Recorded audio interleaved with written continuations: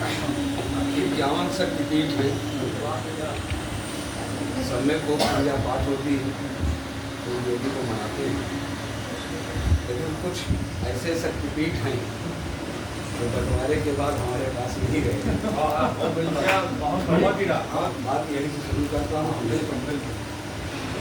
तरुओं के साख पर चिड़ियों के चोंच में तो घोंसला बनाने हेतु तृण होना चाहिए। कि तरुओं की साख पर चिड़ियों के चोंच में, वो पढ़ रहा हूँ तो मंचों पर नहीं पढ़ रहा।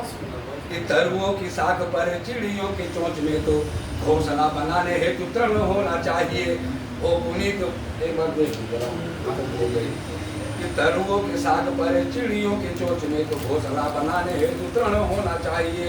वो सरल या कठिन लक्ष्य प्राप्त हेतु ही परम पुनीत सूचि प्रण होना चाहिए। बने देश भारत से टूट कर जो समस्त उन पे तिरंगा आवरण होना चाहिए। उन पे तिरंगा आवरण होना चाहिए। माँ भवानी हिंगलाज के पवित्र दरबार पूजा पाठ संग जागरण होना चाहिए।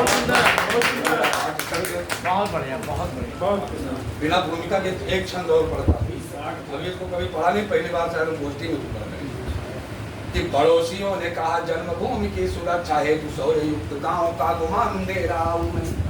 कि पड़ोसियों, भूमिका वहां बनानी पड़ती है जहाँ पर श्रोता बैठे होते हैं, यहाँ पर सभी लोग कभी बैठे इसलिए उसकी जरूरत नहीं। कि पड़ोसियों ने कहा जन्मभूमि की सुरक्षा हेतु शौर्य युक्त गांव का गुमान दे रहा हूं मैं। बूढ़े बाबा बोले निज स्वर को बुलंद कर कुल का कुलीन उड़ान दे रहा हूं मैं। बैरियों का वार वक्ष पर रोकने के लिए पिता ने कहा कि स्वाभिमान दे रहा हूं मैं।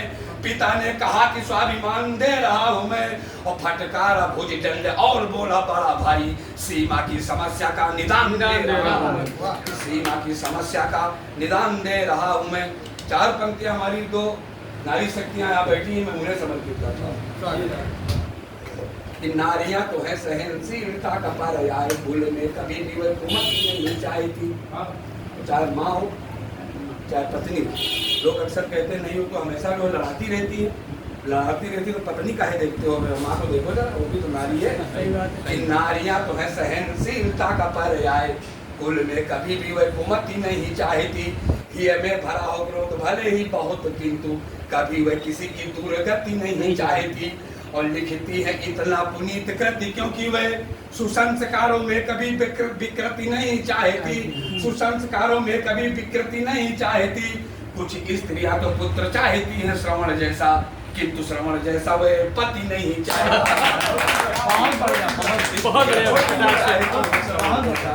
किंतु श्रवण जैसा वह पति नहीं चाहती।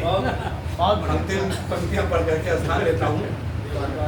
जब तन व्याकुल हो जाए कुसुमे है किसी तूफानों से, जब समय तीर छोड़े कुछ घातक अपने सधे कमानों से, जब घोर विपत्ति चौखट पर आकर कटुलाग आलाप करे, जब कभी बला तांडव करने का अपना करुण विलाप करे, जब कंटक उद्यत हो पथ पर पैरों में चुभ जाने को, जब खड़ी विवस्था की खाई हो बहुरुस्ता अजमाने को, जब वातावरण लिप्त हो जाए पीड़ा के अभिनंदन में, जब गरल घुलन की चाह भरे कभी सुगंधित चंदन में, जब निरीहता का तुच्छ मंत्र निज हृदय नहीं रमने देना, कभी धैर्य के महाचक्र की धुरी नहीं थमने देना। चार पंक्तियां पढ़ता हूँ।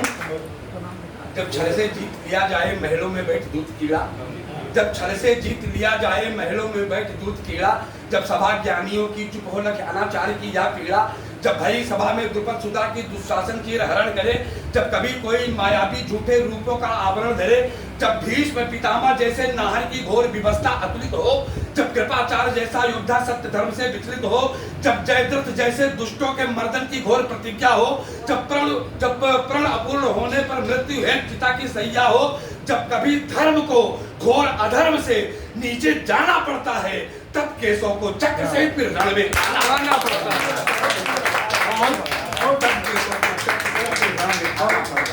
लंबा हो जाएगा काव्य पाठ, आगे बढ़ाइए। अरे बस करो, बहुत